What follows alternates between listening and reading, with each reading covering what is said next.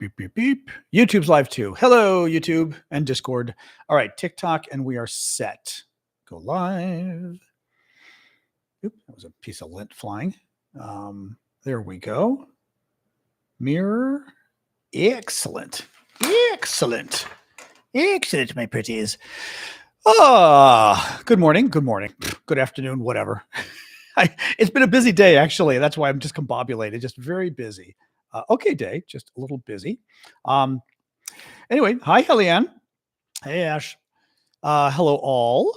The gang is all here. Woo-woo-woo. Welcome, everybody, to Fantasy Island. Thank you, TikTok, for the gifts already. Today is what? Tuesday, March 25th. Happy Greek Independence Day to those who celebrate. Like me. You had to refollow. Oh, God. Sorry, Keegan. Yeah, TikTok. I've heard of, well, people were telling me about that before, that TikTok seems to do that. I know Twitter does that to people, actually. They can unfollow, which is really annoying. But anyway, but yes, very busy. Mom's house is selling on Friday. So we got that done, or we're almost done. Let's not jinx it. But last minute busyness, since I'm in charge of the estate, a bunch of documents had to get emailed to me. I had to print them out. I got to sign them. I've got to get them notarized tomorrow.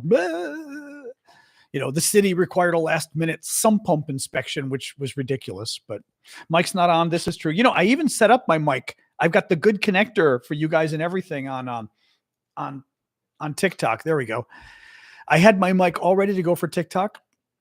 I had the little, because it's a special connection for my TikTok thing, and I didn't plug it in. So what do you do? Yes. So good news on the mom front, on the mom house front. Yes. Selling on Friday. So that's good. That's done. It's almost done. It'll be done on Friday. Still some estate stuff to do, but that's like the biggest stuff is behind us. And I submitted the paperwork on the I-bonds, which is its own drama. I was telling folks, if you ever buy I-bonds, don't die because it's living hell. I would not recommend getting involved in them now. I mean, if you inherit them, I think it's living hell. Otherwise, if you just buy them and sell them, you're probably okay. So anyway, so welcome, guys. I'm John Aravosis. This is my show. We talk about the latest news from Ukraine. We also talk about the latest news from Washington. There's a lot of news today, actually. Thank you, Lee. Thank you, Richard, for the gifts. So we'll see. We may be going long on the news tonight. We will have to see. Thank you, PG. Otherwise, let's get rolling right in. As always, please. Did I say welcome to Fantasy? I know. Fantasy Islands. Whenever I say welcome, I keep thinking welcome to Fantasy Island. Yeah. So I'll start with the Trump stuff and what's going on in Washington. Then we'll move over to Ukraine. Do keep the gifts coming. I see lots of gifts on TikTok already. Thank you all. This is my life. I do this for a living. So your gifts pay the bills. So please keep them coming. Keep the subscriptions coming. So this war scandal, war plan leak scandal gate thing is still in the news today. Yeah, Corinthian, real Corinthian leather. So Trump being Trump decided to double down on the lie today. Of course, big surprise. There's a scandal, and it's frankly, this stuff matters. And unfortunately, he gets away with it. And Trump is so full of scandal that he just gets away with everything. But Trump's senior staff, the CIA director, the defense secretary, secretary of state, director of national intelligence, vice president, they leaked our war plans for going after Yemen the other day. They accidentally leaked it to an American journalist. And now they're trying to pretend like, oh, it wasn't classified. First people were saying it wasn't true, whatever, right? But then they admitted it. The White House did admit, yeah, the leak was real. We gave it to basically and again, totally inappropriate. Trump's senior officials, senior defense officials and national security officials, CIA director guys, they decided to use a private messaging app called Signal. It's kind of like text messaging. It's an app. It's encrypted, but it's a private company. You're not allowed to use it for confidential communications, for top secret discussions. You don't use some app you found on the web. That's what they did. And these idiots set up a group chat with the CIA director, the Secretary of Defense, the Vice President, the Director of National Intelligence, right? The Secretary of State. And they added a journalist by accident as well. So this journalist, who's the editor-in-chief of The Atlantic, very big publication, Jeffrey Goldberg, very astounded, renowned journalist, they added him to the chat, basically telling him that they were going to bomb Yemen. They said exactly, because they thought they were talking amongst themselves. They said when we were going to bomb Yemen, we were going to do it on this day. We were going to do it at 1:45 in the afternoon, Washington, D.C. time. What planes we were going to use, what equipment, what bombs, what targets we were going to hit. I mean, very specific stuff. And what do you know? I mean, Goldberg thought it was fake. He thought he was being spoofed because he's thinking, yeah, sure. The CIA director and the Secretary of Defense and the Vice President accidentally add me to what is equivalent to an email chain. It's actually a chat message chain, really. Imagine the way you guys text on a phone when you do multiple family members together. That's what they did, except they added a journalist by accident. They typed in somebody else. Well, incredibly serious stuff. By the way, U.S. troops are involved here. U.S. troops could have been killed if the Yemenis knew when our planes, when our boats were coming, where they were going to be, what time they were going to be there, right? They could have had an attack. They could have done anything. Well, the White House confirmed the story is real. So it's not a lie. Trump is now claiming the information wasn't classified. And there's no, I'll get to that in a second, Jens. And thank you, Wandering Chill, for the gift. There's, no harm, no foul, because the information wasn't classified, Trump claims. Guys, this information was so highly classified, it's not even funny. I know that, I know this because I worked with classified information, and, it's been 30 years maybe since I've worked with classified information, okay? But even I know this, that when you give the details of an imminent secret military strike, nobody knew we were attacking Yemen. They announced we were attacking Yemen. They announced the exact time we were attacking Yemen. They announced the exact U.S. weapons and U.S. bombs we were going to use to attack Yemen. They announced what targets we were going to hit in Yemen. That's super classified because you don't want the Yemenis to know in advance, okay? They're now claiming none of that was classified. That is a lie. That is a bald-faced lie. Now, Trump will get away with it because that's what Trump does, right? But this is serious stuff. Who else did they accidentally invite? Did they invite the Russians whenever they discuss, other national security?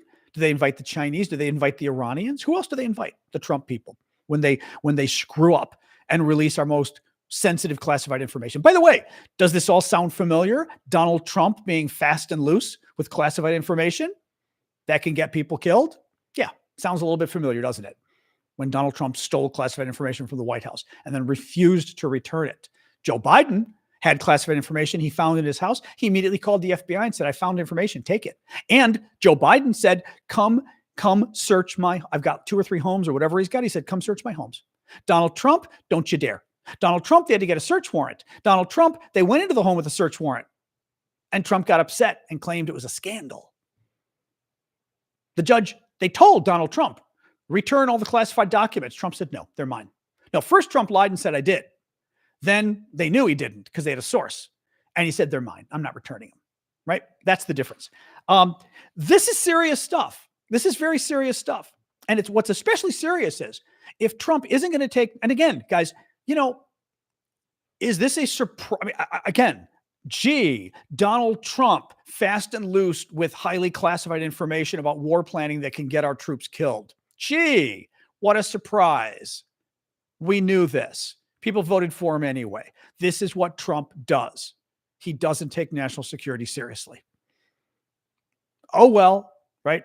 In any case, but it's a big deal. The other news we found out today, the other guy that was on the chain, on the discussion chain, the basically really risky, they shouldn't have been doing it on this app at all.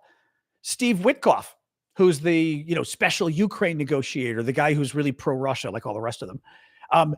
He was on the chain, the text message chain as well, while he was in Moscow. While he's in Moscow, he's using his phone as part of the text message chain. Yeah, so Russia, exactly, as Carol said, Russia has it all. Pretty much, probably. This is what they get. Oh, who is Richard Goldberg? That's an interesting question. Jello says they meant to contact Richard Goldberg. Who is that? I think they meant to contact Ethel Rosenberg, actually, and they typed it in wrong. Really amazing. Yep. Yep. And these guys all attacked Hillary Clinton. I mean, people were sharing videos of Hegseth, the defense secretary, he's a real winner, of Hegseth saying Hillary Clinton should be in jail for misusing classified information. Yeah, sure. Anyway, Jens said, but he invited a journalist. Can this be an intentional leak to spook the Houthis? Well, sure, anything's possible. The only problem is I feel like, well, there's a couple problems. One, it's not clear how that works, right? Like if they intentionally leaked the information to a journalist, they were going to blow up Yemen, but then they did blow up Yemen. And it looks like what they blew up was exactly what they said they were going to go after. So it wouldn't make sense that they would leak it doesn't make sense they would leak the actual war plans, right? They wouldn't tell you what time we were really attacking. They wouldn't tell you what targets we were attacking in advance. That only helps the Yemenis. You might give fake information and tell the Yemenis, oh, we're going to go after you in 2 weeks from today, and have it actually be tomorrow, right? That's different. So not a bad idea, but because all the information was real, it doesn't make sense. Yeah, it doesn't. No, good question though, and thank you by the way for paying for the question. Any case, so that was lovely. What else we got here? Let me read this here. 1 second. I'm looking through my notes. I'm cutting a little bit because we had so much news. Trump signed an election. Oh God, Trump signed an executive order today about making America's elections stronger, which is terrifying. American elections are really safest in the world. We don't have election fraud in America. It's a lie that Trump tells a lot. All the studies have shown that literally, I think the one study that I saw was in the last 20 years, there have been billions of votes total because it's 20 years, right? We got 330 million people right now. I don't know if it's 100 million voters, something like that, or 120 million, but extrapolate over 20 years, over 1 billion votes in all the American elections. And they found like 100 incidents of election fraud out of 1 billion. And they found that those 100 incidents had no impact on the elections whatsoever. That basically it was like one fraudulent ballot in an entire huge election, right? But in 20 years, 1 billion ballots, like 100 pieces of fraud. We don't have election fraud in the US. We don't. Republicans like to talk about it a lot, right? I mean, Republicans like to basically, talk about the election fraud. They like to pretend, right? But it's not true. It's just not true. And what happened was they are going and they are, well, basically the concern is that Trump is going to, hang on a second, I'm just looking here at the screen. The concern is that Trump is going to, commit election fraud, right? I mean, that he's going to do something that basically waters down our elections, because what is he fixing, right? I mean, what is Trump fixing if our elections are already working? He signed this executive order. Mark Elias, who's a really big Democratic election lawyer, basically put out a statement saying just that they're going to sue over this. They're afraid that Trump is basically trying to weaken our elections and not prevent fraud. It's very scary stuff. It's very scary stuff. Hang on a second. Just moderating people as we speak. All right. Boom.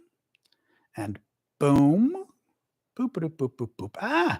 Hang on, guys. Sorry, I'm trying to moderate something here on the settings. One moment. There we go. All right. Excellent. All righty. Okay, we're back. Anyway, what else we got here? Vance. Oh God. So JD Vance announced he's going to go with his wife to Greenland. They're looking to basically steal Greenland. He's sending his wife now. We knew he was sending his wife. Now he's going to go with his wife, which is really swell. So that's happening. Hang on a second.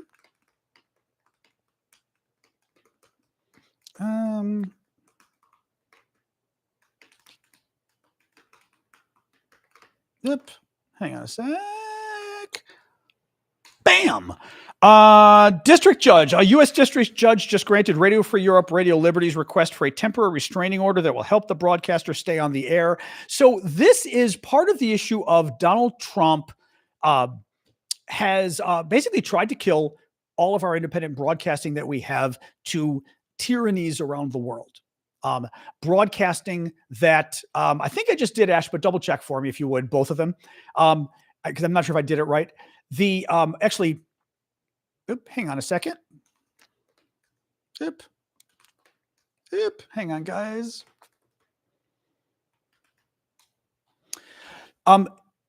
Trump, we've got a number of services we use to broadcast around the world to tyrannies. Basically, that countries like Russia that ban, the free press, they ban free information, they try to censor the internet, and we would broadcast to them. And using technology to try to break the jammers and everything else. We'd broadcast to Russia. We'd broadcast to China. We'd broadcast to Cuba. Broadcast to Iran, right? And basically get information to people. And we did it all the time in the Soviet Union, Eastern Europe. A lot of Europeans, Eastern Europeans grew up with this. Remember, the Soviets occupied half of Europe for half a century, practically. Well, Trump killed it. Trump and Elon killed it a couple of weeks ago. This is, again, very cheap. Doesn't cost much. An incredible tool that America has to basically spread American power around the world, but also take down tyrannies by giving people the truth. As Americans, as Europeans, as free-loving people anywhere in the world, right? We believe that the truth will set you free, right? That simply getting the real news to these countries, simply letting BBC, other countries, right, do these kind of things too. Simply being able to get the objective news to people in these oppressed countries will help them, and maybe even help them change things in their own country, right? Tyrannies, autocrats, tyrants don't like the truth, and they don't like their citizens to know the truth. In any case, so Trump killed Radio Free Europe, Radio Liberty, Voice of America, Radio Marti, the Cubans. A lot of Cubans voted for Trump. Just killed Radio Marti, which broadcast to Cuba to help overthrow Castro, the remaining Castro, right? Oh, well. Any case, this was really weird today. So Speaker of the House, top Republican in Congress, top Republican in the House of Representatives at least, says today that Congress has the authority over the federal courts. We can eliminate an entire district court. We have power of funding over the courts and all these other things. He threatened a federal judge. The Republicans in Congress threatened to eliminate the courts of any judges who disagree with Donald Trump. That's what he was doing today. He said, we've got the money. We can eliminate you. We can just eliminate your court. That is the way dictators talk. That is not the way people in democracies talk. Well, it is the way people in democracies talk now, sadly. It's really interesting. Years ago, I remember talking to some Europeans, and I'm trying to remember, I might have been on a train in Italy, I think. No. I was in Morocco. I think I was talking to an Italian on a train in Morocco. And the guy was kind of complaining about America, or French or Italian, I forget which, but he was complaining about America and stuff we'd done. And I was saying, and things we've done around the world. And I was talking about, love my French, but I was talking about the French and stuff they've done. And, France blew up the Greenpeace boat, things like that, right? And I was like, look, none of us are perfect. And the response he gave me as a European was fascinating. Morocco's great, by the way. The response he gave me was fascinating because I was saying, look, you guys always criticize America, but you attack us for things that the European governments do too, right? He said to me, but we expect that of our governments. You're America. You're supposed to be better. You don't understand. We actually look up to you. Like, we actually look to you, not all Europeans, right? But he said, we actually look to you as European. This was 25 years ago. But he says, as Europeans, we sort of aspire to you. Like, you're the good guys. At least you're supposed to be the good guys. We expect this kind of corruption at home. We don't expect it in Washington. Now, not anymore. Now you should absolutely expect it in Washington. But how sad is that? It was something that really stuck in my head because it was such an interesting, all Europeans aren't going to agree. But the point is, forget that he was European. there's a lot of people around the world who used to look to America in an aspirational way. They used to look at us and think, wow, what a great country, right? I want to live there. What a neat place to live. People have money, it's golden, food and drink and whatever. And now they look at us and think it's a country run by a criminal, and that arrests people and, right, goes through your phone at the border and threatens its neighbors with war. And I mean, it's just, turns on its friends and loves its enemies. It's very sad. It's just very sad. Anyway, so now we have the Speaker of the House, the top Republican in the House of Representatives, threatening federal judges to cut their funding and eliminate their courts if the judges keep ruling that what Donald Trump is doing is unconstitutional. That is what you do in a dictatorship. It is not what you do in America. Trump. Oh yeah. Speaking of dictator watch. Trump signed another executive order today attacking another law firm in Washington. Trump has been attacking law firms in Washington, D.C. who work with Democrats in this case, and basically threatening to cut off all the money. He ordered, thank you, Ashley. He ordered that the law firms that have worked with Democrats in the past, and of course, law firms work with Democrats. Law firms work with Democrats and Republicans. We're the only two political parties, really, in America. They work, especially law firms in Washington, D.C. They work with Democrats and they work with Republicans. That's like normal. Trump issued an order, and he's done this to several law firms already, saying, no company in America that hires that law firm will get a federal contract. That basically any company in America that hires that law firm will lose all of its federal contracts, which, again, blatantly unconstitutional, blatantly tyrannical. Went after another law firm today. The good news is one of the earlier law firms he went after, the court stepped in and the judge said, that's totally unconstitutional. You can't do it. But I mean, this is sick stuff, guys. This is Orban level stuff in Hungary. This is, I mean, let's hope to God that the judges are able to weigh in and stop this, but this is horrific stuff. And I mean, I think of Merrick Garland and this idiot that Biden, again, Biden, I still think Biden was the best guy to beat Donald Trump in 2000. I'm not convinced some of the others would, but Biden picked this guy as his attorney general, Merrick Garland, who was just milquetoast. Like it's funny. Milquetoast doesn't mean milk toast, but it makes me think of milk toast. It makes me think of like a piece of bread sitting in a bowl of milk. Very white, not a lot of nutrition, and very, bleh. Right? Mou in French would say, just bleh. Imagine the texture of a piece of bread sitting in a bowl of milk, right? It's not just bland. It's just, there's no substance. There's nothing. Merrick Garland was a wimp. He was afraid of going after Donald Trump for his crimes. Just afraid of going after him. Garland is the reason that all of the investigations into Trump basically took like 2 years to even get started. And by the time they were ready to prosecute, Trump ran for president and they're gone because Merrick Garland didn't start early enough going after Trump. And what a surprise. The guy who committed multiple crimes during his presidency, the guy who was convicted of 34 felonies, the guy who had multiple other felony indictments, right? He had up to, I think, 87 or so felony indictments for stealing classified information, for trying to violently overthrow the government, for trying to steal the election. What a surprise this guy got elected and now is breaking the law left and right. Now, Merrick Garland, there's a special place in hell for Merrick Garland. Honestly, there's a special place in hell for Ruth Bader Ginsburg too, because she did this too. And I say this, and Merrick Garland, I think we've got to find I don't know if it's a word for it or something, but for these people who don't act in the face of danger and they know it, and they sit, it's almost, whether it's Neville Chamberlain, but they sit there and they let it happen and then later go, gosh, how did that happen? And in Merrick Garland's case, he knew Trump had committed crimes. He knew Trump had committed serious crimes, and he let him get away with it because in America, we don't go after former presidents. No, we don't, because typically former presidents don't commit gross, outrageous crimes. Richard Nixon did. Otherwise, really didn't have it, right? And Ruth Bader Ginsburg did the same thing. She was a Supreme Court justice who stayed in her seat far too long, and Democrats ended up losing the seat as a result because she stayed too long, and she should have resigned years ago, and she didn't. And we lost the seat. And that was the beginning of the end of everything. I mean, hugely important what happened with her in that seat.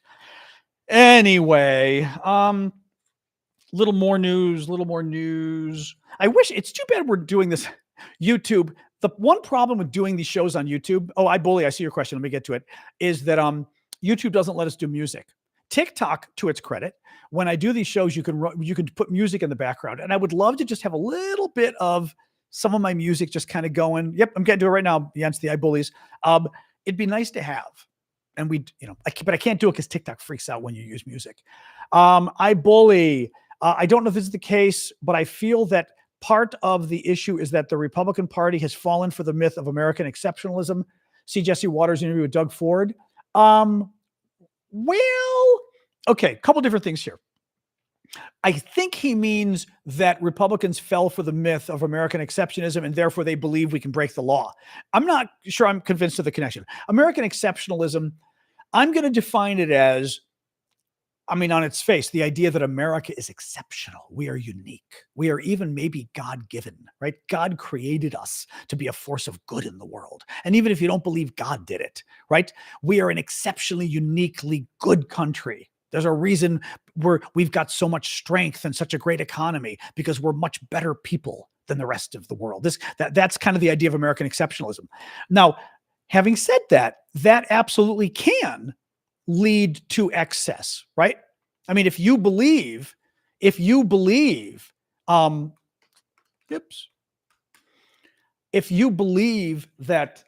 that we are so much better than everybody else, you might start to think, therefore, we have the right to step on everybody else because they don't know, right? Greenland. Oh, Denmark, we're so much better than Denmark. They can't take care of Greenland the way, right? I mean, so there is that possibility of like if you think so highly of yourself, you might be willing to do things that are wrong, not just because you're better than everybody else, but also for the greater good. Only I can save the world. And if only I can save the world, maybe it's okay for me to, do some things that are bad because in the end, I'm so good. And I know I'm going to achieve so much good that if I do some bad, it's okay, right? So that's possible. There is something else going on with MAGA and Republicans. I don't know what it is. I really don't. I mean, I was a Republican years ago. And I say this, that, I always talk about this when I bring it up, that I think the foreign policy is the perfect example. On foreign policy, Russians traditionally very strong. Democrats, thank you, Jen, for the gift. Thank you, Andre. Keep the gifts coming, guys. Democrats, kind of Republicans, very strong.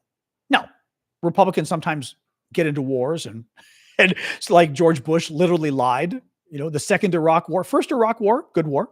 Second Iraq war, total lie. Thank you, Viking. George Bush just lied his way into the war. But generally speaking, Republicans very strong on defense. They stand up to America's enemies. They defend America's friends. Not Donald Trump. Not Donald Trump. Defends America's enemies, hates America's friends, right? And what do Republicans do? They rally around him. Donald Trump says Russia's good, Putin's good. Literally, the guy is former KGB. Literally, the country's invading its neighbors and committing genocide. Thank you, Jezek. And Trump says, no, they're good. And Trump supporters go, yeah, Russia's good, right? Yeah, we should be Russia's friend. NATO, bad. That kind of stuff coming from Republicans is unimaginable. And that's what's so weird about this, is it doesn't make sense that Republicans would basically be willing to turn over American national security to Russia. It makes no sense. That's not who they are. And this is an issue that I would have sworn to you that Republicans, thank you, Timothy, thank you, Maggie, that Republicans absolutely believed in. On foreign policy, I would have said, no. Say what you will about Republicans on different issues, whether you believe them or not. On foreign policy, they're telling the truth. I would have said before Trump, right? They care about America. They care about national security. They care about stopping America's enemies. Oh, those are the fairy wings. I always wondered, oh my God, those are hilarious. Oh, next time those come up, I'm going to have to step back so they get bigger. That is hilarious. Oh my God. Oh, thank you, Ash. Thank you, Annie, as well. That was too. I'm gonna have to get back though because those are too funny. But yeah, it doesn't make sense to me. That's what I mean. Like, I don't understand what happened that the Republicans are willing to basically sell out our country on national defense. That kind of stuff does for them. That doesn't make sense because again, you can disagree with them. George Bush lied and got us into the Iraq War, but that was still very Republican of him. And maybe even what was it Yentz that was saying that about the hubris, right? That because they think they're so right, because they think we're so good, they're willing to break a few rules like lie in order to get into a war. But the point is, he was pro-war. He was Saddam Hussein was a bad man. It was a horrible dictatorship, supporter of terrorism, right? So, I mean, that was traditional Republican values, going after the bad guys, defending our friends. Now they hate our friends and they love the bad guys. And so I'm saying, I don't get it. I really don't. So they're like, what is motivating them? I don't know. And again, I see Emil saying racism, but that's not the only thing. I mean, but even if that were at play, that has nothing to do with why they're willing to turn their back on Europeans, but suck up to Putin and our other enemies. That doesn't make sense. I really don't get it, guys. I mean, what's motivating Trump is its own issue, right? But why Republicans would go along with him, why they wouldn't say,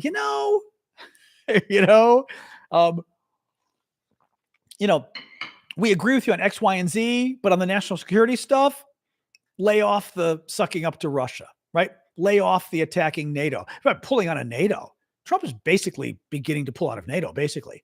And he said he wanted to before. The attacks on NATO from a Republican undermining NATO, that's insane. I mean, that's just unheard of. That would be like a far left Democrat, basically. Basically. Yeah, Goonerman's an old one. Did you do something, Goonerman? Goonerman is an oldie, I will say, but if Ashley's coming at you, you must have done something, so be good. But Goonerman is an oldie. Yes. Okay, good.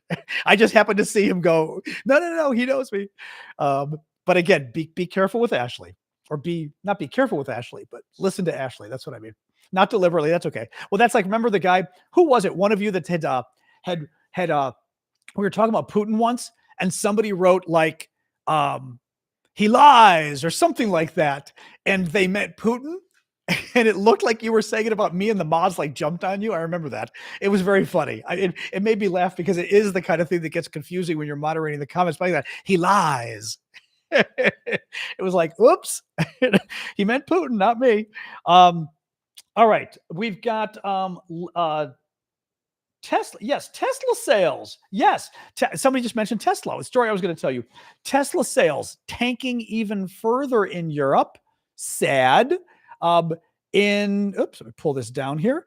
In the February, Tesla's new car registrations, which is basically sales, right? New car registrations in Europe fell 47% in February compared to the year before. 47% drop, basically, in new Tesla registrations or sales and registrations in Europe. At the same time, overall battery electric vehicle sales jumped 24%. So electric vehicles overall, 24% increase. Tesla at the same time, 47% decrease. Tesla's January sales were horrific in Germany, but also in the UK, the Netherlands, Scandinavia as well. Scandinavia as well. Because remember, I did this story a month ago. It was bad across the board in Europe. And the same thing, they found that electric vehicle sales either went up significantly or went up a little bit, but the Tesla plummeted. Oh well. And keep in mind, not only has Elon attached himself to Donald Trump, who is not exactly someone who is friendly to electric vehicles or to climate, which a lot of Tesla's customers care about climate change. It's part of the reason they care about the environment overall. It's part of the reason they care about electric vehicles. I'm hiccuping as I'm talking to you guys, but it is also because Elon endorsed far-right groups in Europe. Thank you, Bad Omen. He enjoyed. He did enjoy, but he endorsed the neo-fascist group in Germany. He endorsed a far-right group in the UK. It seems the Europeans are not fans of fascism. Oh, there we go. So yes. So, oh my God, that is so funny. So if I move back, there's these fairy wings, the gift they've got on TikTok now. But it's very funny because I almost can't get big enough in the screen for it because it's like the whole wings. That was damn funny. I know, you very funny. Thank you, Murray, for the gift there. What did Canada just do? Dave says, wait, I'm not seeing. Oh, Canada has blocked 43 million in electric vehicle rebates. Tesla tried stealing. Oh, that's funny. That's funny. That is funny. Tesla, as Donald Trump calls it. All right, let's move on. Let's move on to Ukraine news. All right, it is day 1125 of Vladimir Putin's special 3-day military operation in Ukraine. Second half of the show, we talk about Ukraine, and then I open it up and we, talk overall, whatever you guys want to talk about. The U.S. says, oh, this is terrible. So the big news today is Donald Trump is totally caving to Putin. In addition to, well, actually, he caved to Putin across the board. 2 announcements today. Russia and Ukraine basically agreed not to go after each other's electrical infrastructure. That helped Putin more than Ukraine. Even though it hurts the Ukrainians when the Russians hit their electrical, it's now springtime. It's not middle of winter, right? Well, the Russians, so Ukraine's like electrical power doesn't get hit, right? It's like, okay, whatever. Good job, Blue Ariel. I was going to go after that person. In exchange, Russia's oil refineries don't get hit. Well, here's the problem. Yeah, it's a pain for Ukraine when their electrical generators and their electrical plants get hit. For Russia, the oil refineries are 40% of the budget.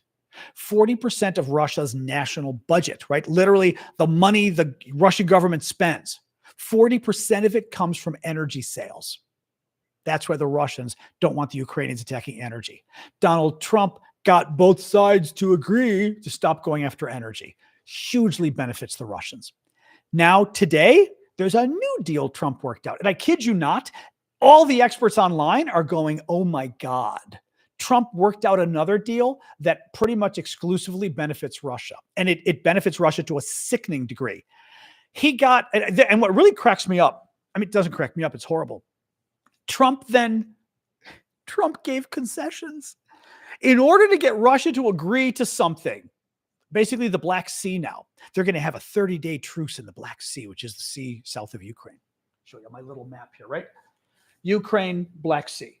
Okay? Black Sea down here. Oh, thank you for the gift there, Janice. I saw those bubbles. In order to get Russia to agree to not do any more attacks in the Black Sea, and Ukraine would agree too, Trump agreed to lift some of the economic sanctions against Russia and promised to help Russia sell its agriculture internationally. Now, a couple points here. Ukraine doesn't really get anything out of this.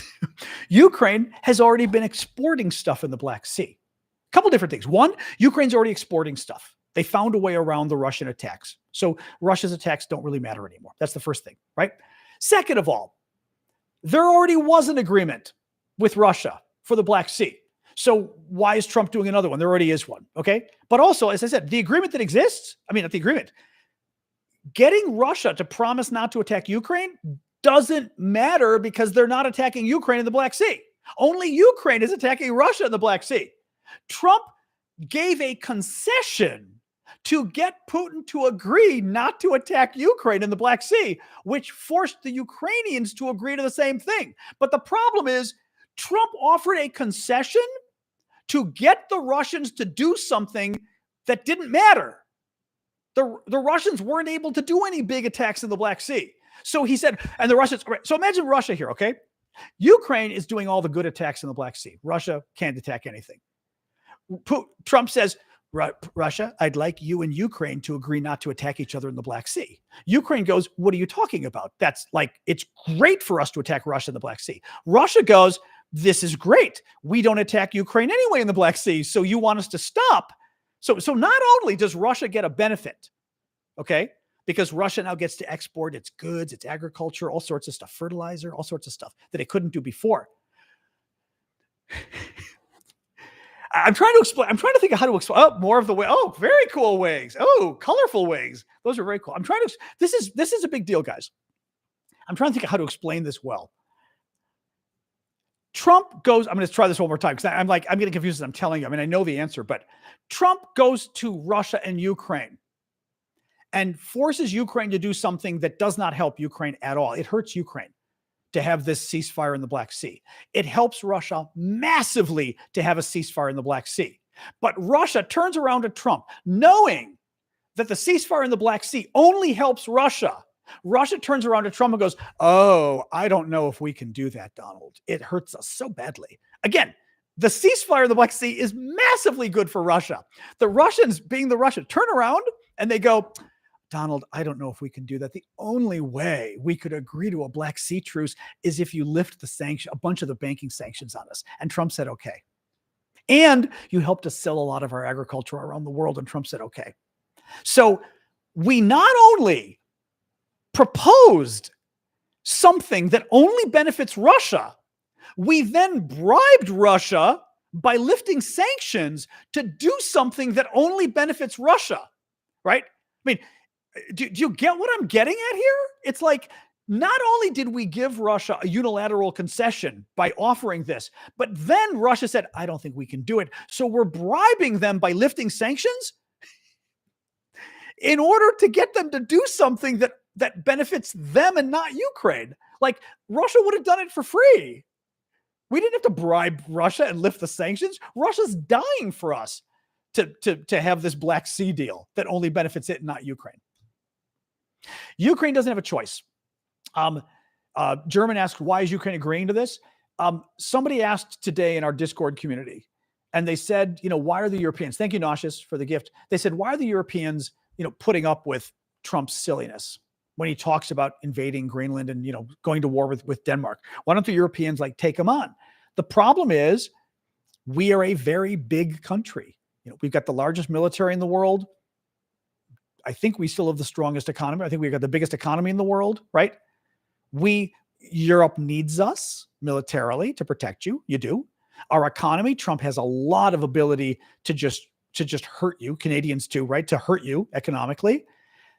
All the countries are basically, and Ukraine, same thing. Trump is been screwing around with Ukraine. Trump is pro-Russia, but Ukraine needs to try to stop Trump from hurting it as much as possible. And if they can limit it, then they're trying to limit the damage by basically going, "Okay, Donald, we'll do," right? Because otherwise, what's Trump going to do? Trump's going to do what he did last month, cut off their weapons and cut off their intelligence. And the intelligence is really bad because the intelligence was literally not telling the Ukrainians, the Russians just launched missiles and they're about to hit your hospital. They're about to hit a school. We stopped telling them. Right? So that's why the Ukrainians don't say, "Donald, go F yourself," because they can't afford to. Because of the power imbalance, he can hurt them. It's very sad. It's very sad. Anyway, all right. So yes, so Trump got Putin to agree to something that only benefits Putin, and Trump bribed him to do it by promising to lift a bunch of sanctions. Again, thank you, Ash. There we go. So those are the wigs. So yes, we bribed Russia to agree to not fight to a ceasefire in the Black Sea when it only benefits Russia to have a ceasefire in the Black Sea. And we not only agreed to it, but we even bribed them by lifting the sanctions. God, it's amazing. All right, what else we got here? Hang on, let me find out what else I've got. Oops, I went back on my notes a little bit.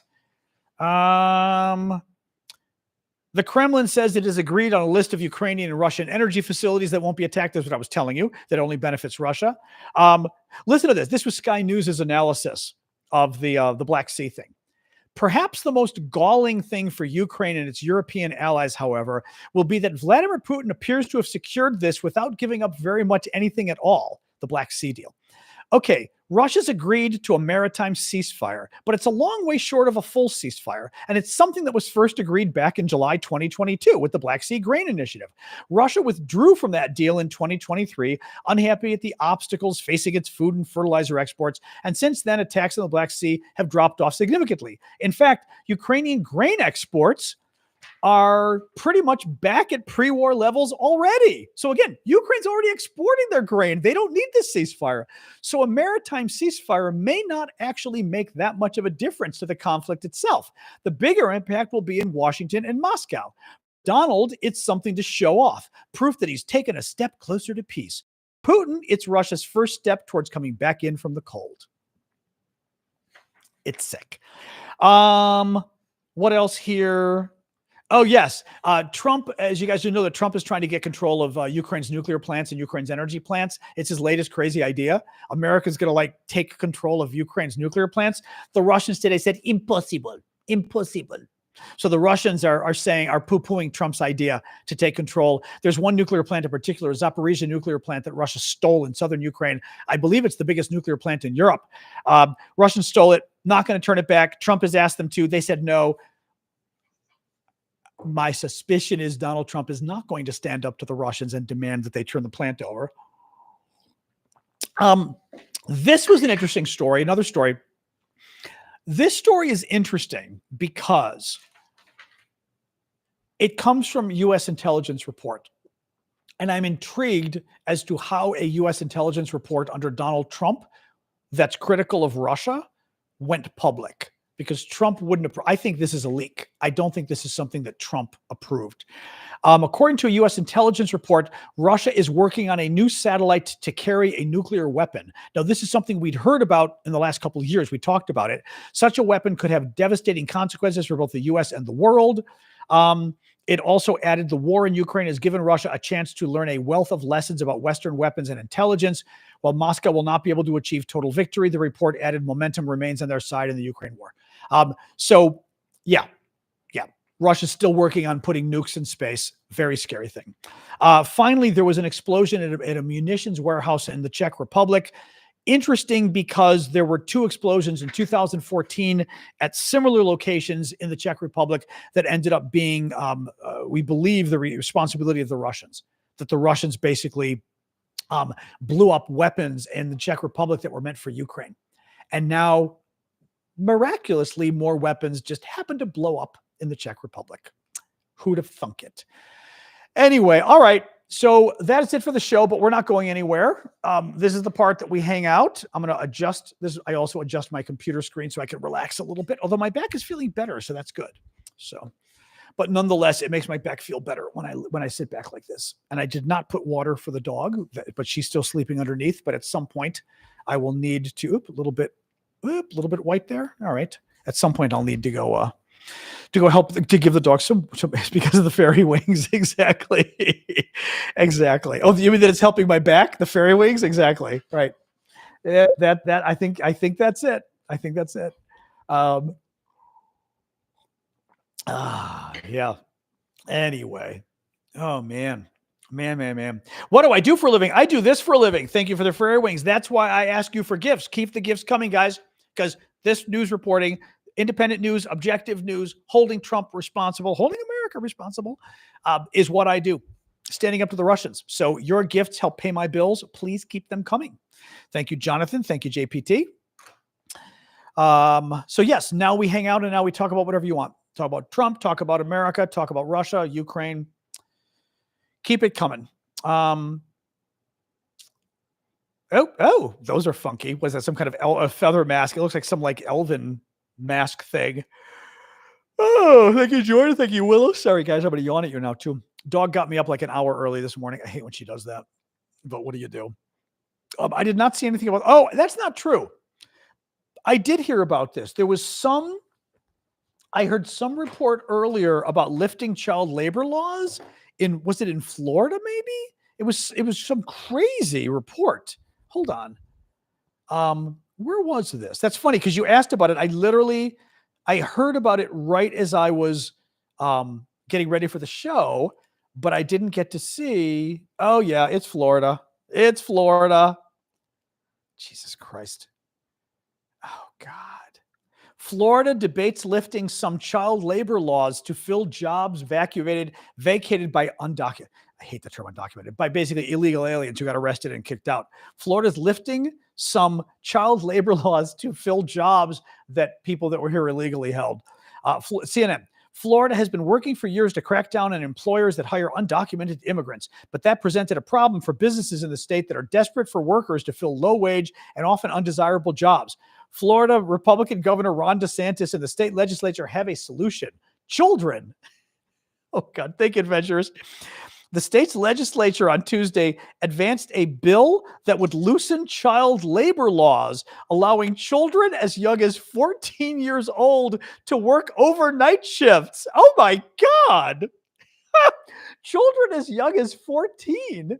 Thank you, Jens, for the gift, by the way. Paula. Oh, that's nice. Paula got it. That's very good. Children as young as 14 years old to work overnight shifts.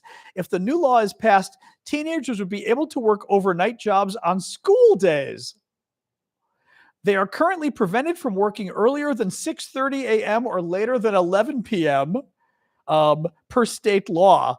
The bill passed through Florida's Senate Commerce and Tourism Committee. It has to go through two other relevant committees. These people are insane. They're insane. So they kicked out all the immigrants here illegally. And because it's hurting the job market, they went, hey, let's make children work. Night job, overnight. We're going to make let's use child labor and we can have them work overnight. Oh my God. I mean, it's not it's funny, but it's not funny. This is crazy stuff. Absolute crazy stuff. It's oh God, 14-year-olds, overnight jobs. Welcome to Florida. You were going a little fast there, sir. What are you, 12? Yes, sir. I mean, oh my God. Yeah, and overnight when you've got classes the next day too. Oh my God. Yeah, I'd vaguely heard about it in the back of my head. I thought maybe it was on the news when I was getting ready for you guys and I just hadn't seen the story. Oh my God. Jesus Christ. Oh man. Anyway, what else? Oops. What is this? Oops. Oh, there it is. My screen didn't scroll. My Discord screen didn't keep scrolling. Yeah.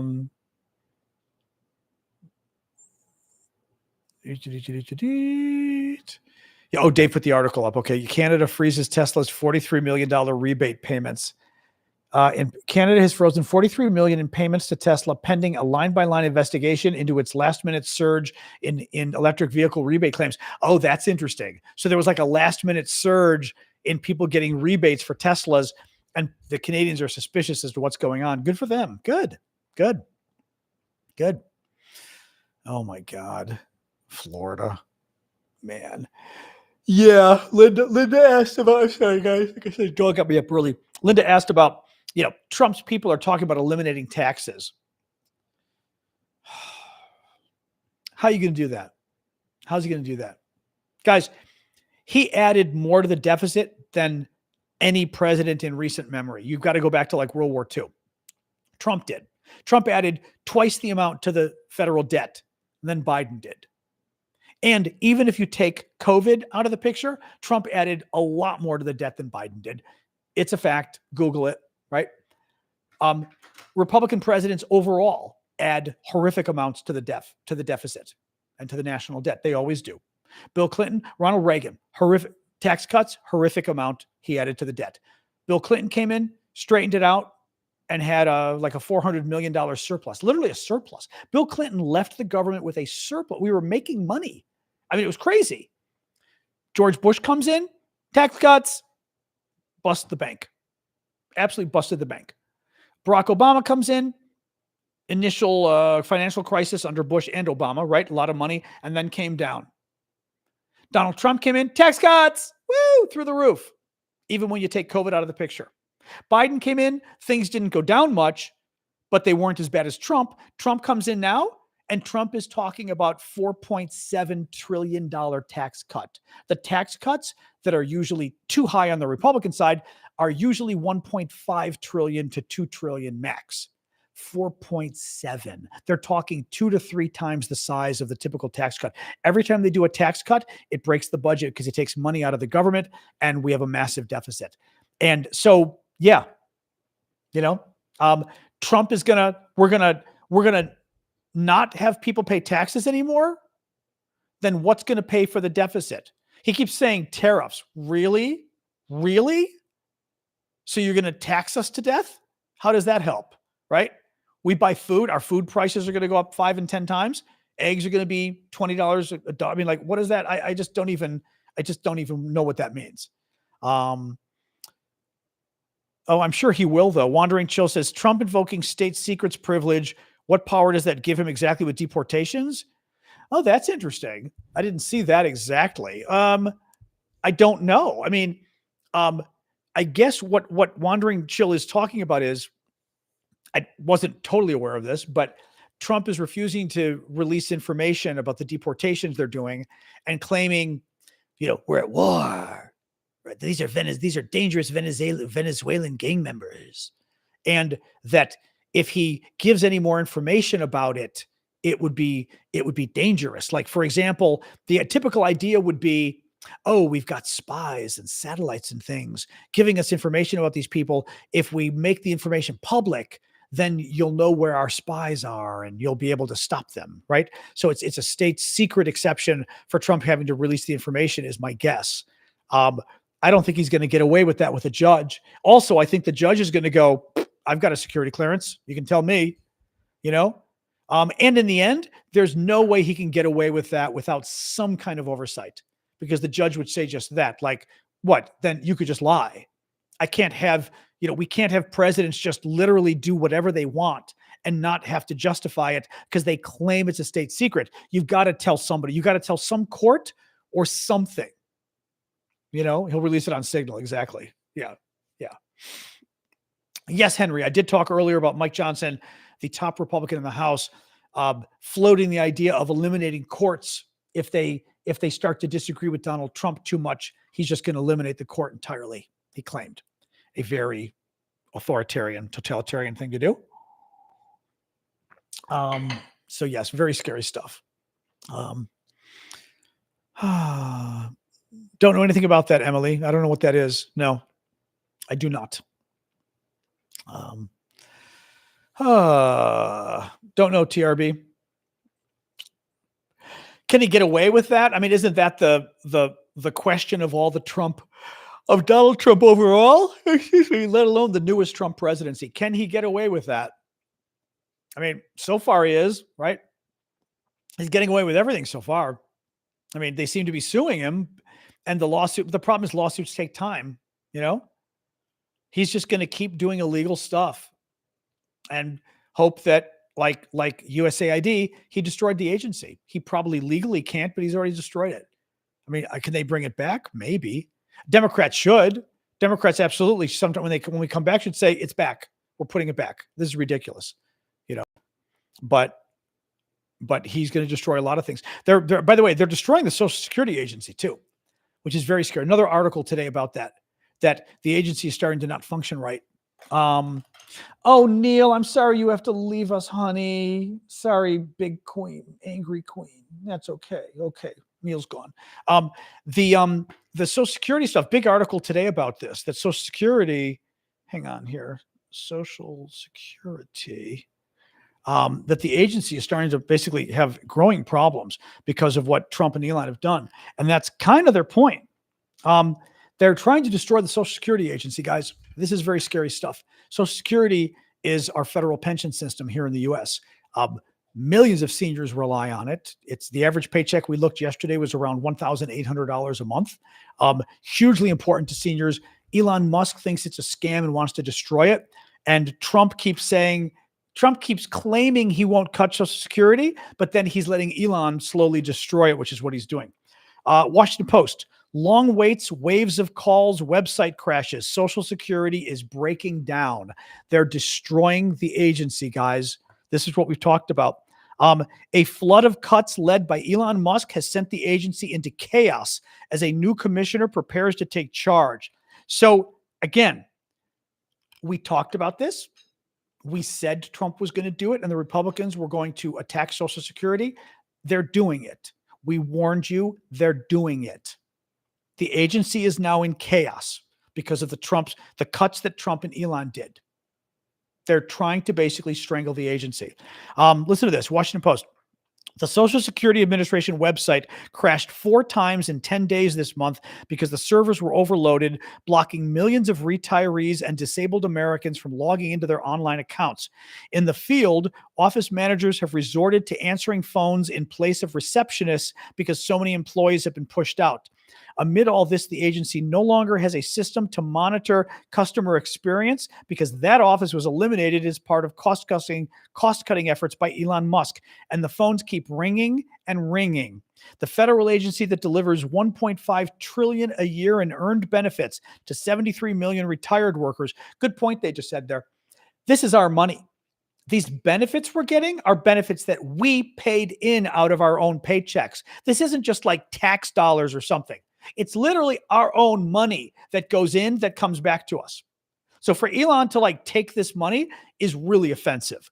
The federal agency that delivers $1.5 trillion a year in earned benefits to 73 million retired workers, their survivors, and poor and disabled Americans is engulfed in crisis, further undermining the already struggling organization's ability to provide reliable and quick service to vulnerable customers. This is really horrific. Wow.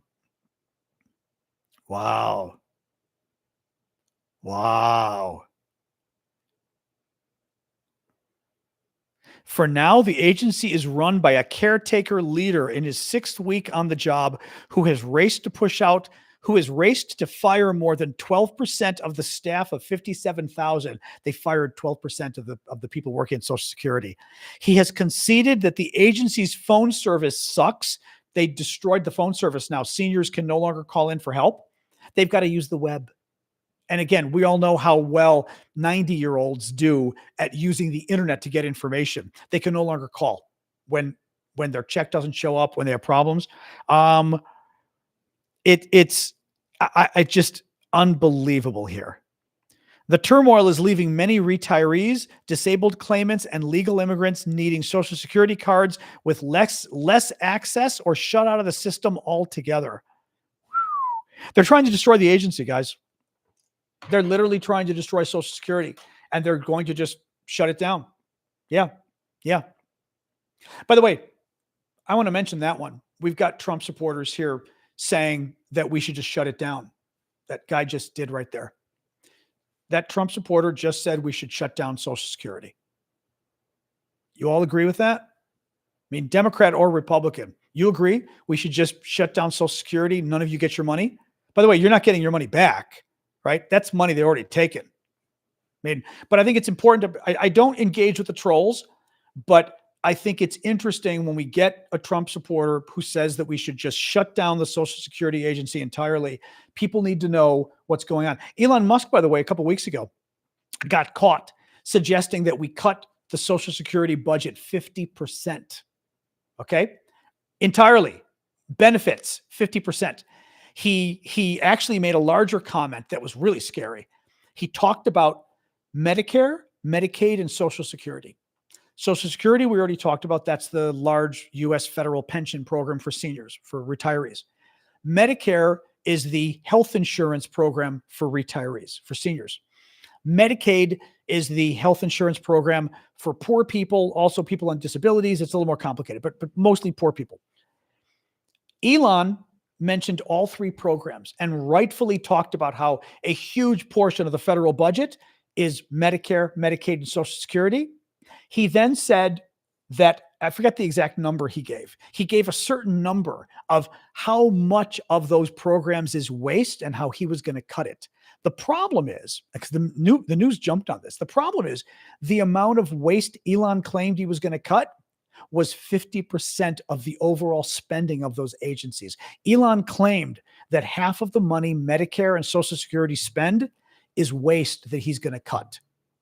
There is no way that half the money that Medicare and Social Security spend, or Medicaid, is waste. It's not. Social Security in particular, by the way, lots of studies been done of what do you call them?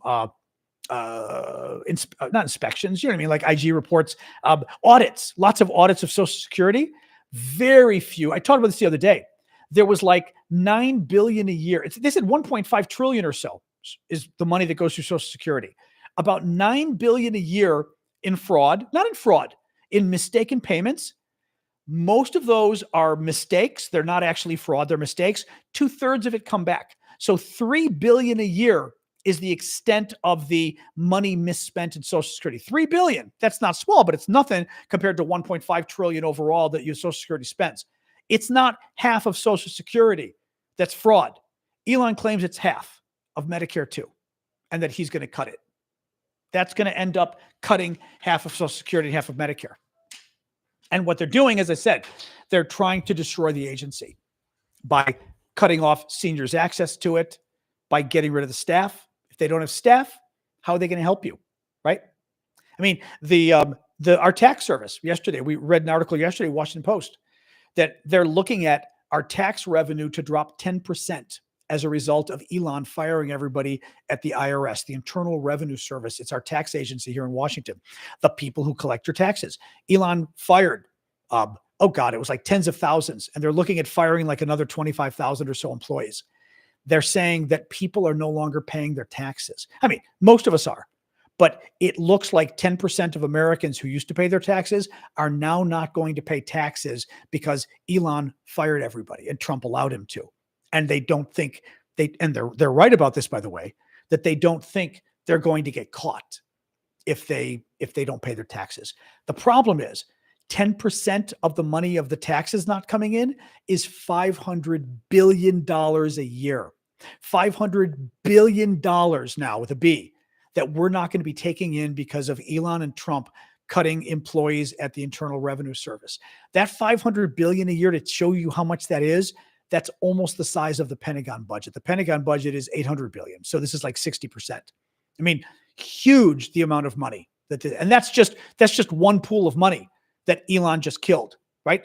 Elon has not saved $500 billion. That's for sure. This is very scary stuff. Good night, Steph. Very scary stuff. But yeah, they want to destroy the IRS. Guys, this has been a Republican dream back to the days of Newt Gingrich. Newt Gingrich had talked about Medicare. Newt Gingrich was a big Republican leader in the House back in the 1990s. And Gingrich had talked about Medicare back then, which is as I said, our federal program to offer health benefits. Hey, stop eating sticks. To our federal program to offer health benefits, health insurance to seniors. And Gingrich had talked about, and I forgot how he was going to do it. I don't know if they were going to cut the money or what he was going to do, but they came up with a way that they were going to cut Medicare and basically have it wither on the vine, was the expression. They were going to have Medicare wither on the vine. Basically, they were going to cut the agency to such a degree that it was going to fall apart and just stop to exist. That's what they're doing to Social Security now, is the concern. That, as we're reading, they cut enough employees and cut the services. So all of a sudden, the agency doesn't work anymore. And if it doesn't work anymore, it starts to die. And that's what they're trying to do. This is really scary stuff. I mean, and it's incredibly dangerous because Americans do not like this at all. I mean, Americans do not like people touching their Social Security. That's a huge problem. Huge problem. Ash, somebody like that needs to be blocked. Anybody like that has to be blocked. I'll tell you more later, but they're not just muted. Those are the folks we want gone. Yeah.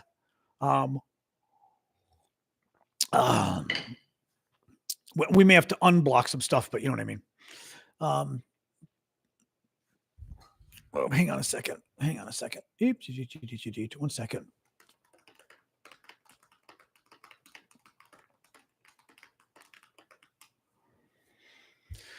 All right. What else? Oh my God. Such scary stuff. Such scary in the stuff, man. Well, that's a good point. I think Made in Texas is saying that, not Made in Texas. Ned is saying I would have agreed in the past, but not now. I think what you mean is in the past, Americans would have said that they would oppose cutting Social Security but now they're okay with it, right? Right? You know, um, that's my guess. That's my guess. Jasmine, you can always visit somebody else. I love that somebody goes, please stop slurping when you drink. I don't know, or you could just go somewhere else. There is that. Like, we're literally talking about the Social Security getting dismantled, and your big concern is that I'm slurping when I drink my water. Okay. Priorities, people. Priorities. God. Unbelievable. Unbelievable. Anyway, exactly. Like, there we go. Ha. Ha. Oh, man. This is bad stuff. It's very bad stuff. A silly cup. I do need a silly cup. I need like like one of those. I need like those cups that have the straw. Remember we were kids that have like I had one of those that had like the big crazy straws and stuff coming out of them that twirl. I need to get one of those. I got to find it. I'll put it on my Amazon wish list. You know, one of those big plastics. I know it's bad for the environment. Silly straw, but what do? They're really cool. With water, it won't work, but I can get my Gatorade and sip it. So it does like the big red twirly crazy thing. You know? Oh my God. But yes, tax season. I did get my taxes in, so they're done at least. I sort of finished them early because I was worrying about traveling and stuff. So I got them done early, which I'm glad because taxes are so difficult. Working on your own, it's very complicated. I hate it. So but they're done, so that's good. But the swirly straws, you know what I mean? I bully. You're very generous, I bully. I appreciate you chipping in like you do. So since Trump said there was no classified information in the Signal group, I bully's talking about the scandal we were talking about earlier, where Trump's senior defense executives, Secretary of Defense, CIA director, got into an online chat about the upcoming bombing of Yemen, and they included a reporter without realizing accidentally they invited the reporter to the chat, and now they're trying to pretend like, oh, there was no classified information discussed. And they literally discussed that we were going to bomb Yemen, which nobody knew, the day, the time we were going to bomb Yemen, the weapons we were going to use, the targets we were going to bomb. Everything about this discussion is horrifically classified. And by the way, I forgot to mention earlier, another aspect of the conversation that was classified. They talked about Europe, and they were complaining about Europe and how, we have to bomb Yemen to keep the sea lane, which is true, by the way, to keep the sea lanes open and all of that. And they then complained about Europe, and Europe's pathetic. They said, J.D. Vance and the Secretary of Defense, Europe's pathetic because they never defend themselves. That comment right there, I guarantee you, would be above. It would be classified at the very least. I mean, I've worked with classified information, 5 years when I was in the Senate, but I also did. I worked at the U.S. Embassy in graduate school. Worked at a U.S. Embassy in Argentina, and I remember looking at the classifications levels. And the dog has her toy, and anything that is expressing like an opinion. Oh, thank you for those wings are pretty cool though with the waves. Thank you for the wings, Ash. Anything that's expressing an opinion about a foreign government or something is classified. So the notion that we would say we think Europe is pathetic, and that a senior administration that's defense, the Secretary of Defense and the Vice President would call Europeans pathetic, would be absolutely classified. I'm not sure anybody who's done classification stuff longer than I have, because this would be more like State Department memos is what I'm thinking, right? But that would be more than just confidential. The Vice President and the Secretary of Defense calling Europeans pathetic, that would get to a much higher level of classification, I would think. Like that would be beyond secret, would it not? Like in diplomatic cables. I don't know if anybody is familiar with diplomatic cable classification, but I'm familiar with some of it because I actually got to write some too in Argentina. But I also was reading them, and once you give an opinion like that from a senior leader, it's absolutely classified. But in any case, what was the Oh, could that? Oh, so I'm sorry. What Bully was saying was, could that if Trump is saying there was no classified information in that group, could the group discussions be released publicly without consequences? Yes, yes. But now, a couple things. Okay, if Trump says this information is not classified, it's not classified. Because we should trust Trump, right? The reporter wants to know if the information is classified. If the reporter says, you know, I've got copies of discussions on this date on this app with these people, and it's a group. Are they classified? And you say no, and you're the president of the United States and his top officials, then you have informed that reporter that this information is not classified information. If he publishes it, you can't go after him for revealing classified information because you literally told him it's not classified. Now, Trump being Trump could go after him anyway and probably would, right? So Trump would still try to throw the reporter in jail. So I'm sure that's part of what the reporter is thinking. Secondly, the reporter would have another defense, which is Donald Trump, the president, can unilaterally declassify information. That's all Trump has to do, right? That's all he has to do. And by Trump saying it's not classified, you could argue that Trump just declassified it. But bottom line is, I think the reporter would win in court. The fact that you've got the Trump. Now, I was talking with friends about this today. If I were the reporter, what I would do is I would take I guess the problem is you've got several days of chat. I would print out all the chats or copy them electronically. I would send them to the White House and I would say, this is a copy of everything that Donald Trump just said today was unclassified. We are going to print an article on Friday, today's Tuesday. We're going to print an article on Friday publishing this information because the president said it is not classified.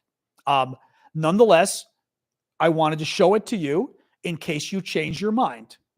And I'd be careful how I said it because obviously the reporter isn't saying, I think it's classified. Well, it's if Trump says it's not classified, it's not classified, but I'm showing it to you anyway, again. And if we don't hear back, we're publishing it because then obviously Trump's last word saying it's unclassified is unclassified. Tulsi said it was too. Okay, even better. Carol says Tulsi Gabbard, who's the director of national intelligence, Trump's lady, said it's not classified. I mean, she's the top intelligence official in the White House, and he's the president in charge of classifications. So the reporter could publish it. They would probably come after him anyway, but they would lose in court probably immediately. It would get thrown out. It'd get thrown out because you would file, I forget if it's called what was it called? Something B6. What is it called? Failure to state a claim or whatever. That basically you can throw out a lawsuit if the lawsuit on its face isn't real. Basically, it'd be like, I don't know, suing me for doing something in California today, right? Like literally right now, like, oh, Aravosis ran over me with his car at this hour right now, and that you literally go, Judge, I'm in my apartment in Washington, D.C. I didn't run over somebody in California. He'd throw 12B6. There you go, Wally. 12B6. The judge would throw it out.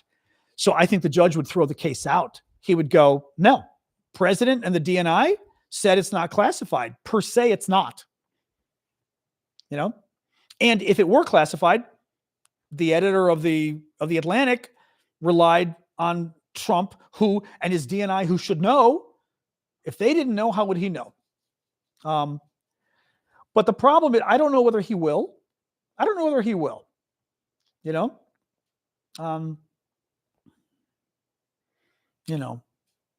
hope he does publish it at this point. I mean, again, I worry it is going to hurt the U.S. in terms of the national security. But at this point, I think, the dog wants water. Okay, 1 second, dog. He just published the information, yeah. 1 second. Okay. Cool.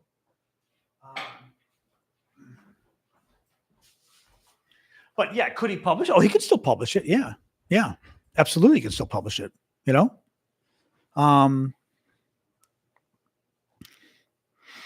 Yeah, whiskey leaks, exactly. Except in this case, it actually appears to have been the national security advisor who invited the reporter accidentally, whatever, and not the Secretary of Defense. So,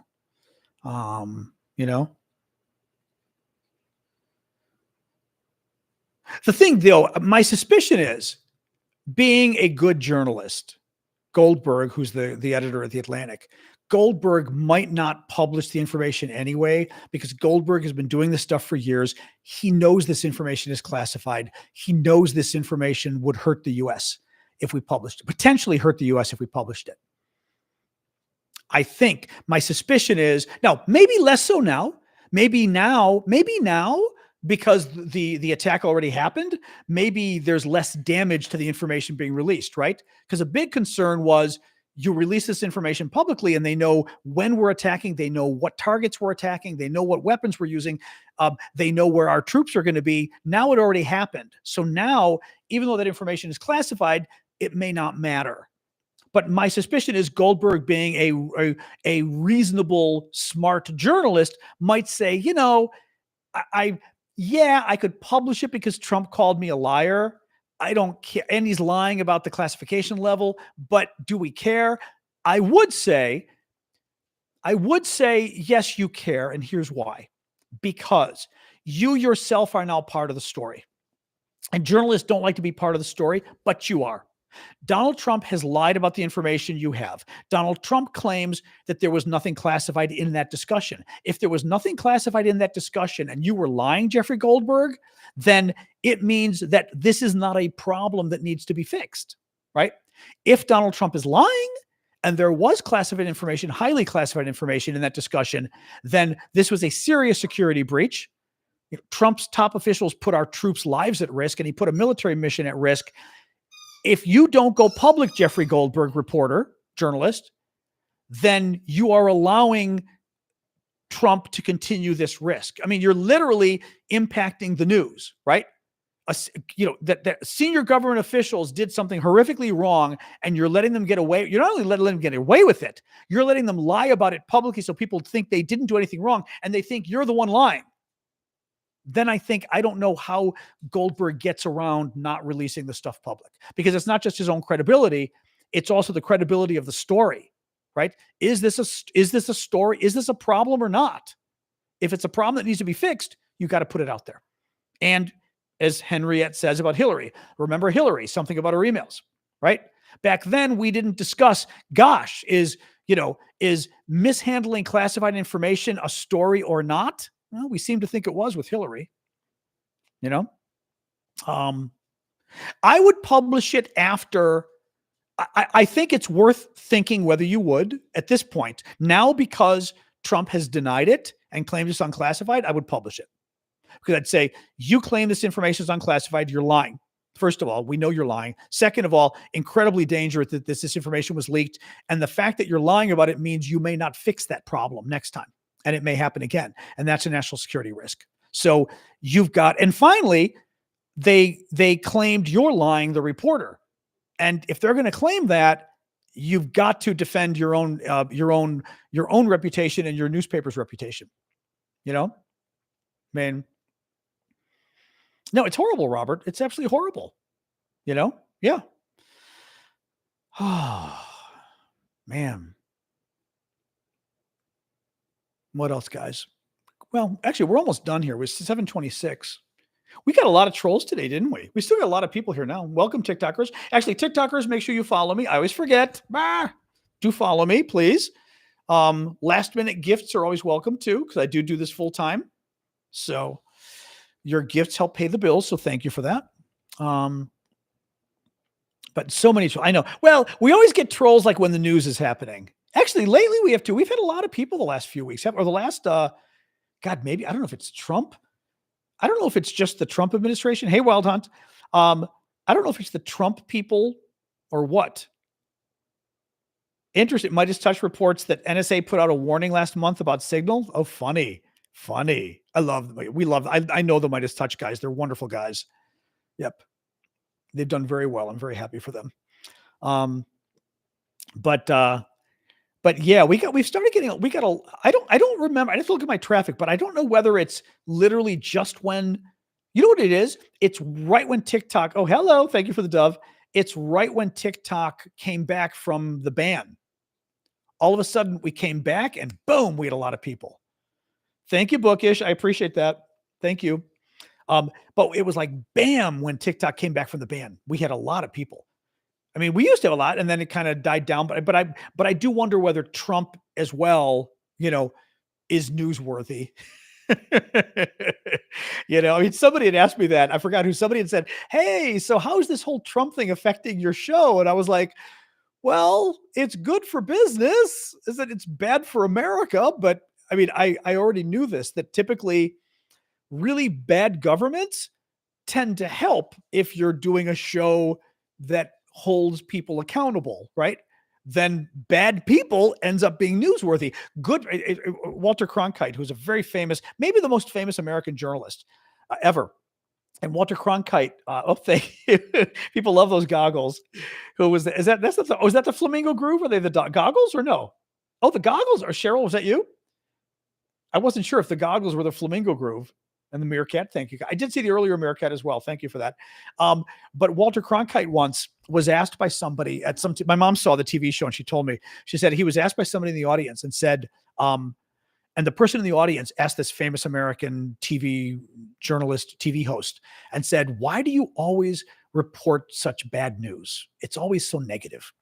And he said, "Ma'am, because nobody wants to hear about the cat that didn't get caught in the tree," which I thought was and I'm paraphrasing, but I thought it was such a brilliant answer. And that basically people don't really care about good news. It's sad, but they don't really care. They care about strife and conflict and problems. And it's not a good thing. I would have preferred to have a less newsworthy show. Let's put it that way. But what do you do? Oh, there you go, Magic. Yeah. Somebody got Magic a subscription. Thank you, Marsha, for the crabs. I did not see, although I can never see who gives the subscriptions. The mods always have to see that. Or if somebody's still there, feel free to offer up that you did it. Oh, that's good. It's good. That means you get it for a month. It's the way it works. Anyway, exactly, Jeffrey. Right. Going public would also pressure other officials to be more careful on the leak problem. Thank you, Pippa, for the tiny diny. Cronkite had no opinions. That's true. Yep. Actually, what's his face? Do you remember Ted Koppel too? Ted Koppel, I saw him interviewed once, and I remember him saying to somebody in the audience, they were the media bias, and I remember him saying, he said, "Ma'am, I challenge you to guess how I voted in the presidential elections." He said, "You might get it right with a 50% chance." He goes, "But there's no way you have any idea how I vote." He said, "Because I don't go into that stuff at all." He was very good. Bookish, trying to subscribe. The only thing is I've got others. I mean, here's the thing. If you subscribe on TikTok or YouTube, you get little benefits like the weekend show and stuff like that.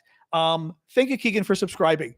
If you just go to my Venmo and stuff, you can certainly support my work, but it doesn't, like, I can't give you access to the weekend show. It's like all that kind of, the little stuff like that.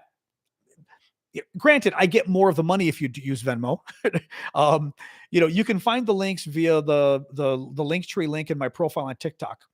But so you can certainly donate using the other links. But if you want like the membership thing that, first of all, recurs every month, but also gives you access to like my Saturday morning show and stuff, then you'd have to subscribe basically on the easiest way is TikTok. Yeah, Ashley, get rid of that idiot. Is on TikTok or on YouTube. Even though I don't get it, like TikTok, I lose half the money, I must say. YouTube, I lose about 30%, but it does let you kind of join for the weekend and everything else. Hey, Danny. Anyway, Keegan got one too that way. Nice. Oh, you did get a gift sub. Oh, or who did? Keegan did? Oh, Bookish did. Oh, nice. That was nice of you. Thank you. Well, I keep forgetting about that. People can get gift memberships directed to them.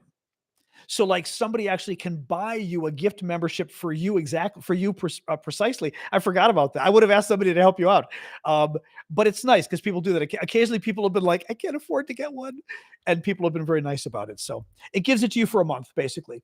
But yeah, you get little emojis and stuff, but also you can join us Saturday morning, 11 a.m. Eastern. I do a show on TikTok, YouTube, and Discord just for the paid subscribers as a thank you. We just sort of hang out and talk for an hour or so. Oh, that was nice. Thank you guys. That was very sweet of you. Whoever did that. Did Blue do it? Oh, Blue set the sub. Okay, thank you, Blue. Very sweet of you. That was Blue Ariel who did it then. Very nice for you, or very nice for you. Very nice of you too. Oh, that's right. Oh, thank you, Solak. That's right. I forgot about that, Solak. I remember that. You're the one who sent me the one-time money thing. Yeah. I can't even remember. I don't even remember these. I remember somebody doing it because it was complicated with the subscription and everything. I forgot that was you though. That's funny. Anyway, thank you, by the way. All right, guys. It's been an hour and a half. Blue has sent a ton of them. Yes, we appreciate Blue Ariel. Always. All right, guys, I'm going to sign off. It's been an hour and a half. I always try to do this to protect my voice a little, although today I've been trying to be a little bit better on the voice. So it's less scratchy, which is good. Although it's probably less scratchy because we've had a weekend as well. But have a good night. I'll be back tomorrow. Thank you, mods, as always. Although it's fun when we get more people. I don't like the trolls, but I like when we get more normal people like we have tonight. So that's good. TikTokers, as always, remember to follow me. YouTubers as well.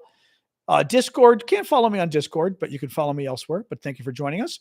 And I may go make some brownies. I don't know. I'm out of my brownies I made that were very good that I made the other day. It's a very easy recipe with the David Leibowitz ones from South Africa.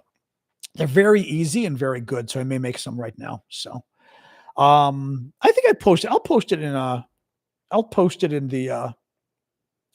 the Discord. We've got a recipe section on our Discord. I'll post it there. It's very good. Actually, I can see if I've got it. I can see if I've got it handy because I kind of tweaked the recipe. Not very much. The recipe uses butter. I tweaked it with oil and water just because I just feel like butter. Like I use olive oil too, which is very good. Let me see here. Yeah. Oh, this is the recipe. I'll show you. Okay, I'm going to show you. You can, if you know how to screen cap, you can screen cap. Okay. Oh, hey, you've got Mel. You've got Mel. That's hilarious. Okay, this is the recipe. Let me see.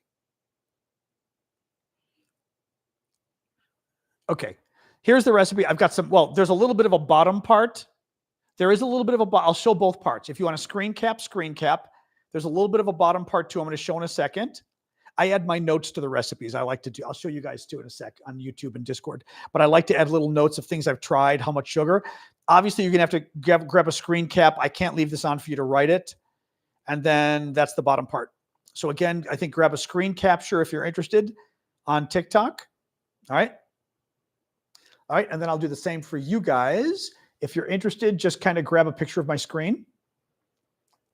And then I'll grab, oops. There we go. Do that. And then I'll scroll up so you can see the rest of it in a second.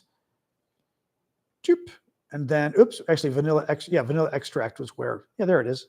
And that's the rest of the recipe. It's very good, very simple. It's an excellent brownie recipe. Really is an excellent recipe. It's very good. It's very easy, very good. It really is. But again, you can use the butter. I used, I think, did I have the original butter amount in there? I don't use cake flour. I use white flour. It's fine.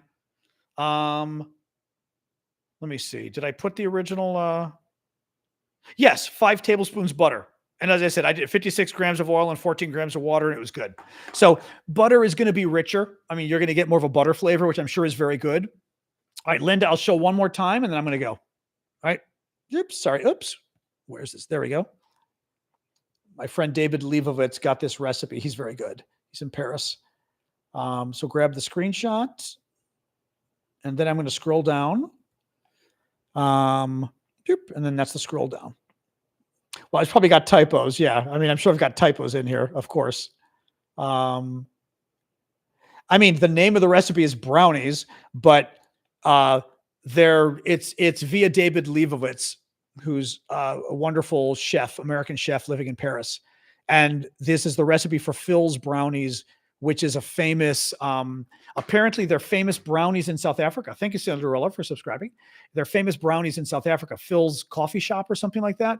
And David kind of met the guy and was able to finally get the recipe and publish it. And I finally tried it, and it's an easy, what's nice is David has another recipe that's wonderful. It takes a little more work though, because it's a cornstarch recipe that you've got to beat for a minute and stuff. This one, you don't. This one, you just mix the stuff together and you're done. I mean, it's ridiculously easy, very good. David's other recipe is damn good though, but it takes a little bit of work. So I'm going to do this one because it'll literally take me no time to do, which will be nice. So, all right, guys. All right. Hopefully a lot of you are going to make brownies now. Thank you, everybody. Have a good night, and I'll see y'all tomorrow. All right. Let me get, as always, I'll start with signing off Discord, then YouTube, then TikTok. One sec here. There we go. Discord. All right. Bye, guys. All right. YouTube. Boom. Yeah, I'll try to post it on Discord. Yes. All right. All right. And you guys.